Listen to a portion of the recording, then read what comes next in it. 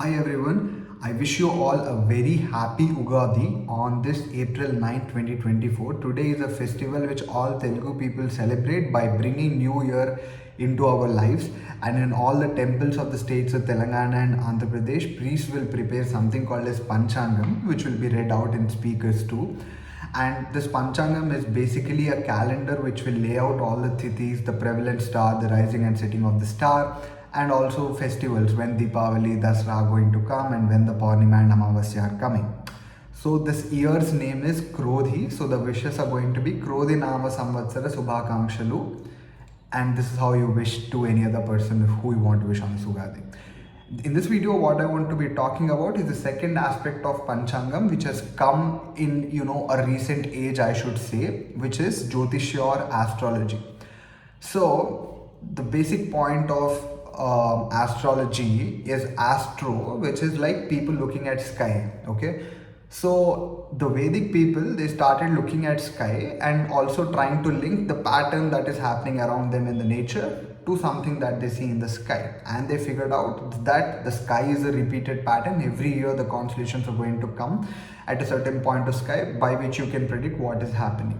Now how they did it is really interesting. So we all know something that we call as Rasi. Rasi is basically a constellation, a certain pattern of stars that are visible in the sky. And when you say that this month is this Rasi, the point is the sun is actually in that Rasi. Okay, so in the morning at the sun peak, behind the sun, the star pattern is going to be there. So if you say in August, sun is in Leo, behind the sun in the morning when the light is there, the star pattern is Leo. Okay, you cannot see those stars. How do you know that Leo is there? It's basically the opposite constellation in the night. For Leo, it is Aquarius. So if you see Aquarius at peak night, it means sun is actually in Leo. Okay, and thereby you say Suryudu or Surya is traveling through Simha Rasi.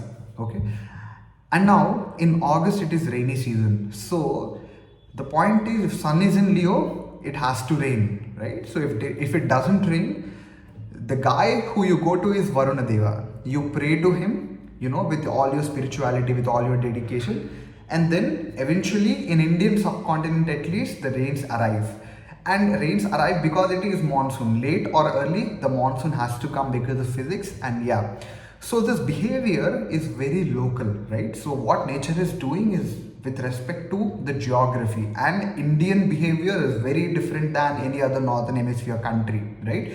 So you take Western culture, you put it into India, it will not work because the stars say something and nature says something. There's a link, right? So here Varuna Deva acts in a certain way, Vayu Deva acts in a certain way, Surya Deva acts in a certain way, and Bhumata acts in a certain way, right? Farmers have to get farms out of Bhumata as well. So here the point is, the Vedic rituals that were going on made very sense with respect to local geography and stars that they saw. But then as Greek astrology grew, the Greek astrology made a huge focus on linking whatever is happening in the sky to individual lives of kings, because kings were the one who were decision makers. They wanted to predict whether we can go to war now, whether I will be prosperous, whether my son is going to become the king, or will I be backstabbed, something like that, right? So all this, again, I will tell you very frankly, was basically macroeconomics, right? Even in India, if the rains come at a good time, farmers get yields, traders will make profits out of the yields, will pay taxes. Taxes will be used by kings to raise army, to win wars, expand the kingdom, get the loots, make everyone prosperous. So this is how kingdoms prosper, basically feeding off of nature. So if you pray to nature to do what you want to be done, you can prosper. And this is macroeconomics, right? So it all made sense. Even if you're devoting yourself to some idea, it made sense to pray to nature. But when Greek astrology came into India, it brought the ideas of predicting the future of a person, and that kind of work because it is macroeconomics. If everyone is prospering around you, the probability that you will also prosper is good. So if they, because these astrologers see a lot of lives, see that okay, every money is coming into kingdom, they'll tell good for you as well, and something good will happen. So this is how it worked back then. The economics were small, and so it made sense for everyone to make money if others are making money. Now the point is, today astrology has grown so large and so fraudulent that they are trying to predict your income, your expenditure, your life, your health, and all that, which is basically a scam.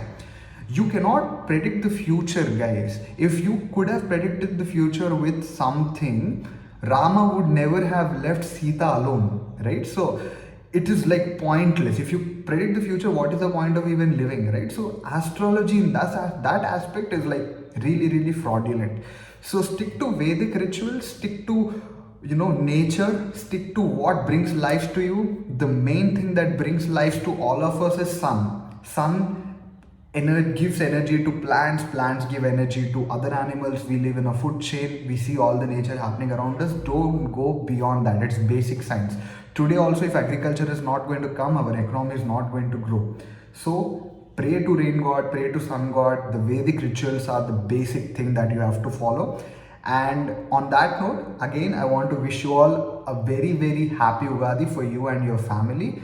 Do not fall into traps of astrology and predicting your own future. I hope you understood my point, and thank you for watching. Bye.